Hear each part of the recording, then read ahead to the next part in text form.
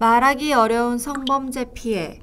이젠 제대로 알고 예방하고 똑똑하게 대처하는 방법 같이 알아볼까요?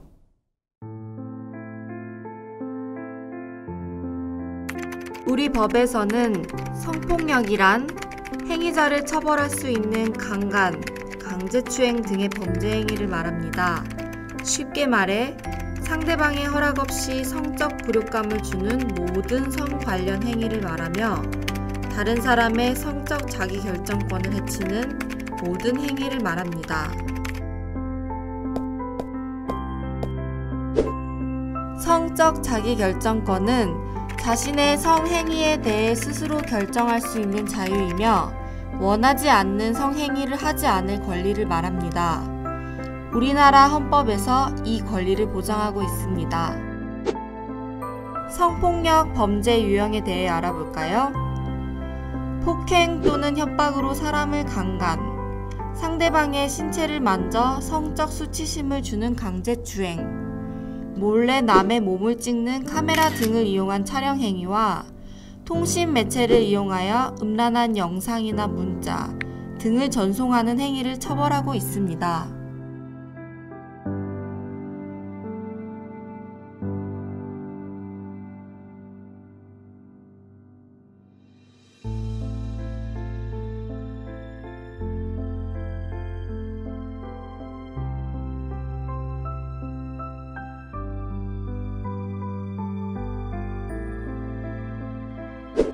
보건복지부 장애인 성폭력 실태조사에 따르면 성폭력에 대하여 장애인들은 51.5%가 참는다, 14.9%가 몰라서 그냥 넘어간다, 고소, 고발 등 수사기관의 도움을 받는다고 응답한 장애인들은 단지 10.3% 뿐이었습니다. 즉, 10명 중 1명만 신고를 한다고 하네요. 피해를 당했을 때 장애인들이 얼마만큼 상담을 하는지에 대한 결과로는 53.3%가 상담을 못했고 19.8%는 가족에게 의지한다고 하네요.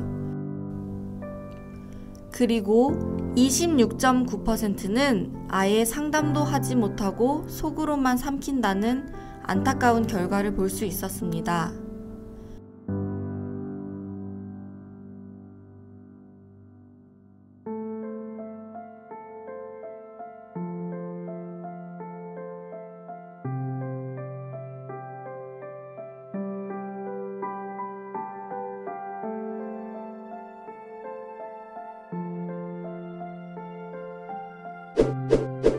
상담을 하지 못한 이유로는 다른 사람에게 말하기 싫어서, 보복이 두려워서, 그리고 상담 기간 등에 대한 정보가 부족해서가 가장 많은 수를 차지합니다.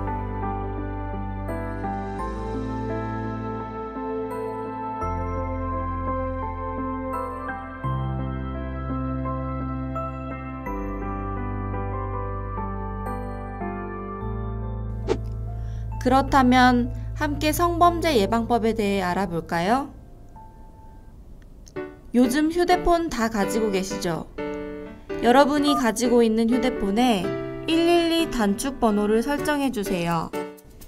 그리고 긴급 신고 앱을 미리 설치하여 준비해 주세요. 휴대폰에 익숙하지 않은 분들은 주위 사람에게 도움을 청해서 미리 설치하셔야 해요. 긴급할 시 즉시 사용할 수 있도록 연습해 보시는 것도 좋습니다. 또한 문단속은 기본이겠죠? 습관처럼 생활화해야 합니다. 어둡고 으슥한 밤길은 피하고 가로등이나 CCTV 있는 곳으로 다니세요. 핸드폰, 모바일 채팅앱 등으로 알게 된 사람을 혼자서 만나는 것은 위험할 수 있답니다. 최근 채팅앱이 성매매의 수단이 되고 있고 이와 관련한 강력범죄도 잇따르고 있어 각별한 주의가 필요하답니다. 예방과 더불어 발생 후 대응 방법도 알아두실 필요가 있어요. 무엇보다 중요한 것은 안전이죠. 피해를 당하더라도 우선 안전한 곳으로 이동하세요. 그리고 112 문자, 긴급신고 앱을 통해 최대한 빨리 경찰에 신고하세요. 1366 사이트에 접속해서 온라인 상담, 카카오톡을 통한 채팅 상담을 이용해서도 필요한 조치와 보호를 받을 수 있어요. 가까운 경찰관서, 해바라기 센터, 성폭력 상담소를 방문하셔도 됩니다. 신고 여부가 결정되지 않았다고 하더라도 만일을 위해 증거 확보를 하셔야 합니다. 범인을 잡기 위해서, 범인을 처벌하기 위해서는 증거가 꼭 필요하거든요. 경찰서나 해바라기 센터를 방문할 때에는 옷을 갈아입지 말고 그대로 가는 것이 좋습니다. 겉옷, 속옷, 소지품 등은 그대로 각각 종이봉투에 넣어주세요. 플라스틱 백이나 비닐봉투는 증거가 손상될 수 있어 안 됩니다. 그리고 씻지 마세요. 증거가 씻겨 사라지기 때문에 손이나 몸뿐만 아니라 현장도 청소하면 안 됩니다. 마지막으로 먹지 마세요. 음료나 음식을 먹지 않는 것도 증거 확보에 도움이 됩니다. 만일 여러 사정으로 경찰서나 해바라기 센터 등에 즉시 방문이 어려울 때에는 피해 당시 옷가지 등 증거물을 종이봉투에 보관해두며 범인의 신체적 특징이나 기억나는 모든 것을 상세하게 적어두세요. 사람의 기억은 시간이 지나면 조금씩 사라지므로 기억이 사라지기 전에 적어두시는 것이 좋습니다.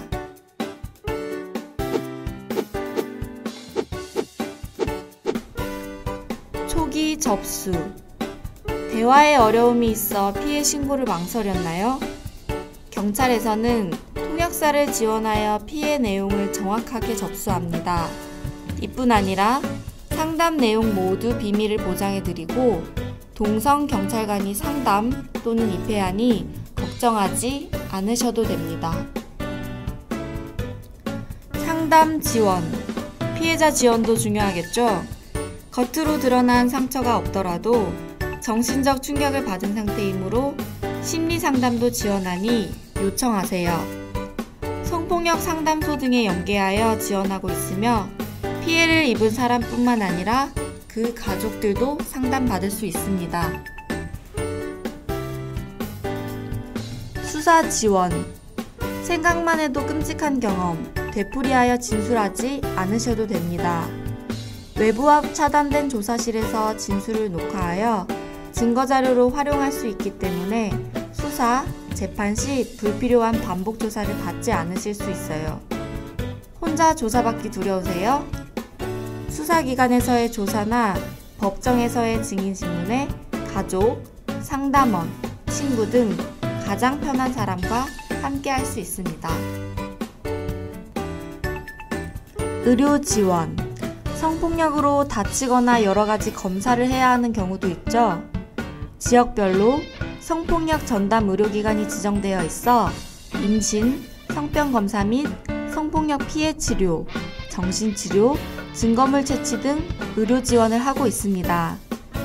성폭력으로 인한 각종 치료, 증거 채취 비용, 진단서 발급비 등은 모두 무료이며 전담 의료기관을 이용하시면 보다 정확한 증거 채취 등이 가능합니다.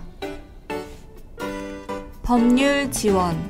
법을 잘 몰라 불안해하실 경우도 있죠?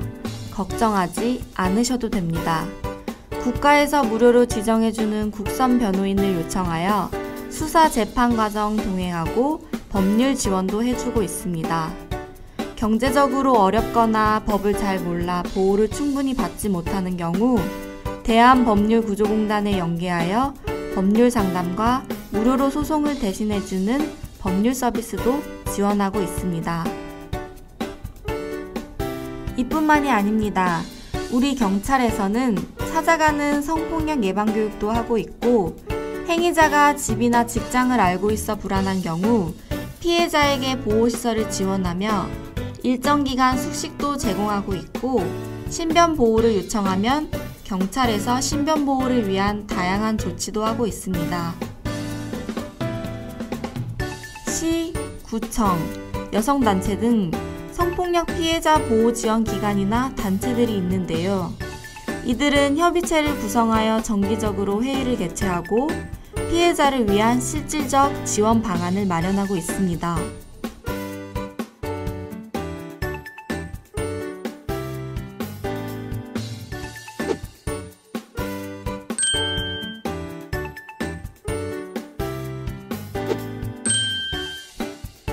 피해자는 혹시나 사건이 다른 사람에게 알려지지 않을까 불안해하는 경우를 종종 보게 됩니다.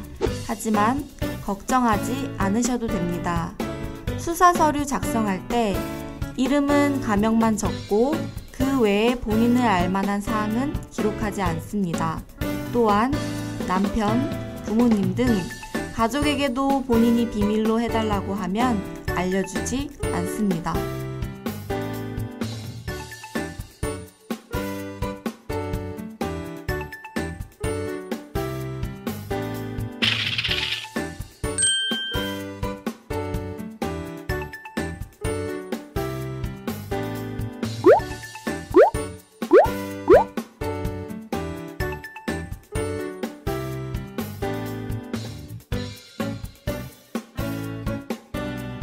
가장 중요한 것은 성폭력 범죄가 일어나지 않도록 미리 예방하는 것입니다. 피해를 당한 사람의 잘못이 아닙니다. 성폭력 범죄는 뿌리 뽑아야 합니다. 망설이지 말고 112 또는 1366을 통해 도움을 요청해주세요. 성폭력 피해에서 빨리 벗어나는 최고의 방법은 빨리 도움을 받는 것 뿐입니다. 감사합니다.